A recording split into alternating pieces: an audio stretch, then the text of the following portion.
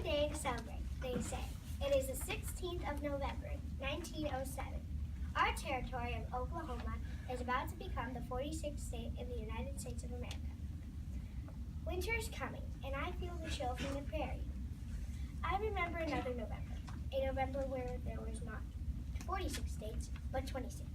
And I was a very little girl, not celebrating, but wandering alone along the Trail of Tears. Look, Mother, there's another Indian. We have seen so many these last few days. What are they doing here in Nashville? It is the Cherokee tribe. They are traveling west to the land beyond Arkansas. The federal government has given them new homes there. They will walk all the way across Tennessee? Yes, only a few seem to have wagons or horses. That sounds a very far distance to walk or even ride. It must be close to 800 miles. Come, Elijah, we must hurry home to make supper. Oh, Mother, the Indian has fallen. It is a young girl, Mother. Why? She does not look any older than you, Elijah. Are you all right? So cold, so hungry. Elijah, see if she'll eat a biscuit. I am Mrs. Carter, and this is my daughter, Elijah. Can you understand English? Yes, I'm American. Where are your parents? Where is your family? My father died last week of illness. My mother died 2 nights ago giving birth to my brother. He is dead also. I do not know where my sister is. We are very sorry. Elijah, leave her all the food in the baskets. What is your name? My name is Walali. In Cherokee, it means hummingbird. Are more of your people coming along? We can wait with you until they arrive. Many thousands of Cherokee will pass this way. I do not know how many will meet. I do not know how many will meet with the kindness you have given. Mother, this is awful. Why is the government making the Cherokee leave their homes? Aren't they Americans just like us? The young girl was right. We Cherokee were Americans. Many of our people have fought with America against the British to win our country's freedom. But we were not given the same freedoms or rights as others. December 1827. To the United States Congress, resolved that the Committee on Indian Affairs began the immediate removal of the various tribes of Indians from the state of Georgia. Yours sincerely, Honorable Wilson Lumpkin, Governor. Ah, Mr. John Ross, the chief of the so-called Cherokee Nation. Governor, you have no right to steal the land of the Cherokee. You have no right to force us to leave our homes. The Cherokee Nation was created by a treaty of your government. By the federal government in Washington, sir, not by the state government of Georgia. More than any other tribe, we have become like the white men. We have a constitution, we elect our leaders as you do, we have given up warfare and have become farmers and Christians. We speak English and read and write. We have courts and schools, and yes, we even have slaves, just like the white men. Unlike many of my fellow Georgians, I do not hate the Cherokee people, but Article 4 of the U.S. Constitution forbids any new state being formed within a state that already exists. With all due respect, Governor, the Cherokee Nation was here long before the state of Georgia. We permit you to live in peace. Why can you not do the same for us? In 1830, gold was found in western Georgia on Cherokee land. More than 10,000 trespassers poured in, all mad with gold fever. Those who did not find our gold stole our livestock, burned our homes, bullied our people. President Andrew Jackson, no friends of the Indian, supported the Indian Removal Act, which would cancel all our treaties. Even so, some congressmen spoke out against this unjust law. Senator Frelinghuysen of New Jersey put forth an amendment that would let us keep our land.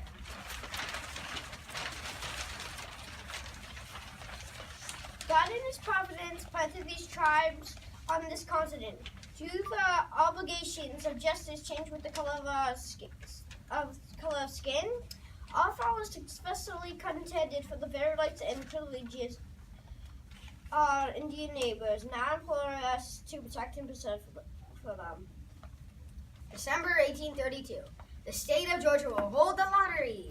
Any white man who wins can have any piece of Cherokee land he so chooses. That is thievery, consented by the state. It's also in defiance of the Constitution, so you probably claim to uphold. The federal government cannot interfere with an individual state's right to enforce its own laws. Then by your logic, Governor, the state of Georgia can impound the property of any group of citizens at will. Would you hold a lottery for land owned by men over 6 feet tall, people with the blue eyes and red hair? Would you take the land of whatever people suits your fancy? No, Senator, just the Cherokee. The Cherokee took our cause to the Supreme Court of the United States.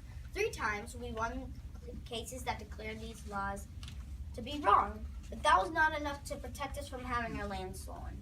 Even the state militia helped the thieves. Sir, may I quote President Jackson's reply? The Supreme Court has made its decision. Now let them enforce it. Some years passed, and a new leader of the Americans came to the White House, Martin Van Buren. Again, our leaders tried to reason with him, and his heart is not moved. General Scott, the new treaty passed by Congress says that the Cherokee must leave their homes by October 1st, 1838. I have put Governor Wampier in charge of the remove. You provide military support to see that the Cherokee arrive in the New York. Mr. President, the Cherokee people are the most civilized tribe in the country. They deserve our respect, not our abuse. General, if I have any chance of being re-elected, I will need the support of the southern states who want the Cherokee removed. Your orders are simple, sir. Be humane, be kind, and get the Indians out of Georgia. So this is the reward for the Cherokee taking the white man's road. Teachers, please excuse this interruption. Miss Uziak's classes for this morning have been canceled. Miss Uziak's classes have been canceled. Please do not send students to her room. Thank you. So this is the reward for the Cherokee taking the white man's road. To be driven from our homes at the point of a gun? Chief Ross, the treaty allows each Indian to receive 16 cents a day. We have gathered 600 wagons and 5,000 horses. Everything you own must be taken with you. With luck, you will be able to reach your destination before winter begins. The army will be alongside to protect you. To protect us from our fellow Americans? October 1st was a day of sorrow, yet the sky was clear and filled with the warmth of the sun. As the people gathered to say farewell to our land, we gave a prayer to the Great Spirit. Look! A single black cloud appears in the west. Thunder, the Great Spirit speaks. My husband, this is a sign. Our journey will be marked by death. Yes, this road will be called known as Dachshund. The trail will read pride. In the very first mile, the dying began. Wagons broke in heavy rain. Horses died from eating poisonous plants. We had no shelter, and we were prey to the worst of enemies, the worst of thieves and scoundrels. I hear you folks is traveling a long way. Get mighty thirsty all that walking. I've got enough whiskey you can walk all the way to China and back. $10 a jump. Come on! Leave us alone! Is it not enough you have stolen our land? You now try and steal our souls?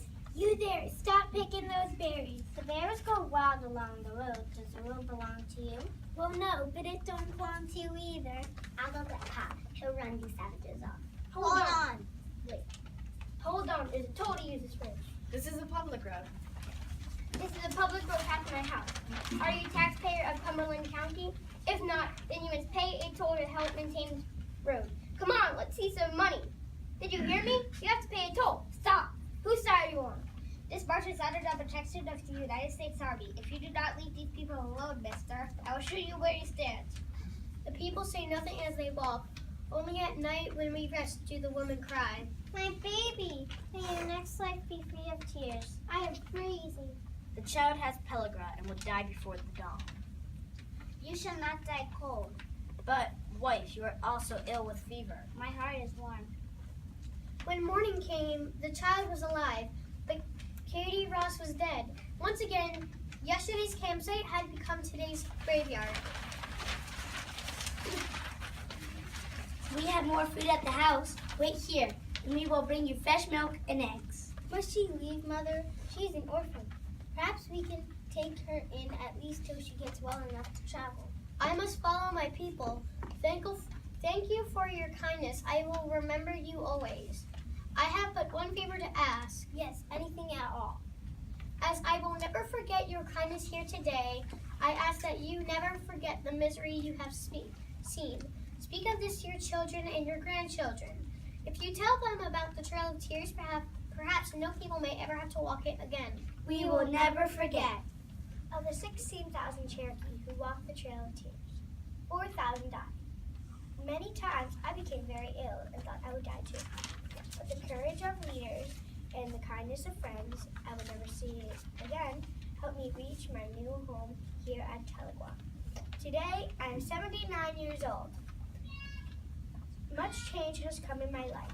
Trains, telegraphs, telephones, and now they say men fly in the air like birds with wings of iron. Maybe all this change is good. Maybe someday it will help more Americans know the story of the Cherokee and learn to appreciate the cost of their own freedom. Woo!